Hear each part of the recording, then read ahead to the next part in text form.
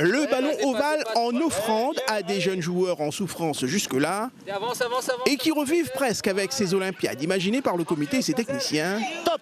Ça se passe dans les clubs et l'idée est de remobiliser les gamins autour de petits ateliers techniques, question de leur faire retrouver les gestes de base, de les remettre dans le jeu et ça match. On a fait beaucoup d'activités de roulade, de coups de pied, de plusieurs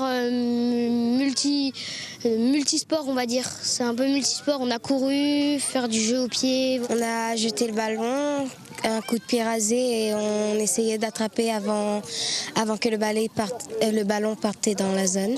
Je rappelle. Ils doivent travailler sur leur motricité, leurs habiletés. Donc l'idée, ça a été de pouvoir travailler sur un enchaînement d'habiletés et sous forme de parcours. Donc le meilleur parcours, enfin la meilleure évaluation qu'on ait trouvée, c'est de chronométrer le parcours. Je trouve ça bien. Il y a bien l'esprit d'équipe.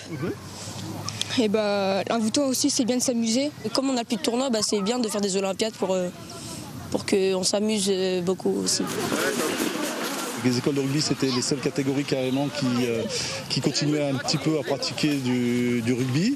Et là, du coup, on est parti sur un rugby plus adapté par rapport aux règles de Covid en rigueur. Et puis de finir ça par une espèce de compétition qui s'étalera sur le fin de l'année, c'est plutôt sympathique.